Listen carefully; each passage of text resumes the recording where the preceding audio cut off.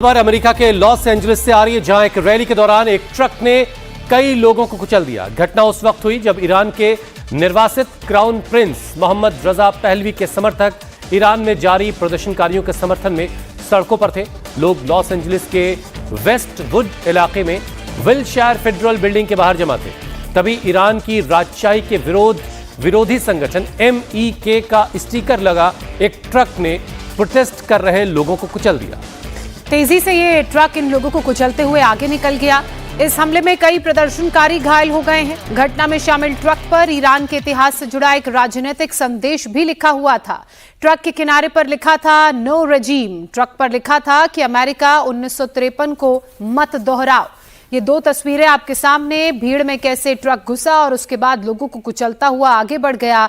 आप देखिए कि बड़ी संख्या में लोगों की भीड़ यहां पर जुटी हुई थी और इसी भीड़ में उस ट्रक ने दाखिला लिया जिस पर ईरान के समर्थन में कुछ पोस्टर भी लगे हुए थे और जो लोग प्रदर्शन कर रहे थे उन लोगों को कुचलता हुआ ये ट्रक सीधे आगे बढ़ गया। दरअसल अमेरिका में ये पूरा प्रदर्शन चल रहा था। राजशाही के समर्थन में ये रैली निकाली जा रही थी और उसी रैली के दौरान एक ट्रक तेज रफ्तार से आता है, भीड़ के अंदर एंट्री लेता है और वहां प्रदर्शन कर रहे लोगों को कुचलता हुआ तेजी से आगे भी बढ़ जाता है। इस हादसे में बताया जा रहा है कि कई लोग घायल हो गए हैं। ईरानी सरकार के खिलाफ ये पूरा प्रोटेस्ट चल रहा था। अमेरिका के लॉस एंजलिस की ये तस्वीरें, सड़कों की तस्वीरें आप देख रहे हैं। इस एरियल व्यू तस्वीरों में आप देखेंगे कि कितनी बड़ी संख्या में लोग ईरानी झंडा लेकर प्रदर्शन करने के लिए यहां पर पहुंचे थे और वो ट्रक भी आपको दिख रहा होगा जिस ट्रक ने तेजी से रैली के अंदर एंट्री ली और कई लोगों को कुचलता हुआ उसी रफ्तार के साथ आगे बढ़ गया। 2 लोगों के घायल होने की खबर है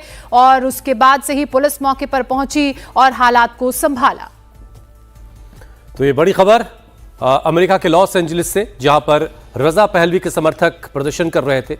रजा पहलवी के समर्थन में ये रैली हो रही थी और उसी दौरान एक ट्रक ने लोगों को कुचला है। इस हमले के बीच अमेरिका के राष्ट्रपति डोनाल्ड ट्रंप का भी बयान सामने आया है। डोनाल्ड ट्रंप ने ईरान को लेकर कड़ी धमकी दी है। ट्रंप ने कहा है, हम ईरान पर हमले के लिए ऐसे टारगेट चुनेंगे जिसके बारे में ईरान कभी सोच भी नहीं पाएगा। ट्रंप ने कहा कि ईरान ने रेड लाइन क्रॉस कर दी है और अब हमारी मिलिट्री इस बारे में गौर कर रही है कि हमें क्या करना है और हम जल्द ही कोई ठोस फैसला करेंगे।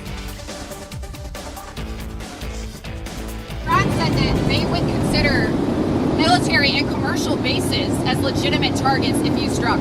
Are you concerned about that? We'll consider things targets they wouldn't believe. If they do that, we will hit them at levels that they've never been hit before. They won't even believe it. Do you think I have options that are so strong. So I mean, if they did that, it'll be met with a very, very powerful force.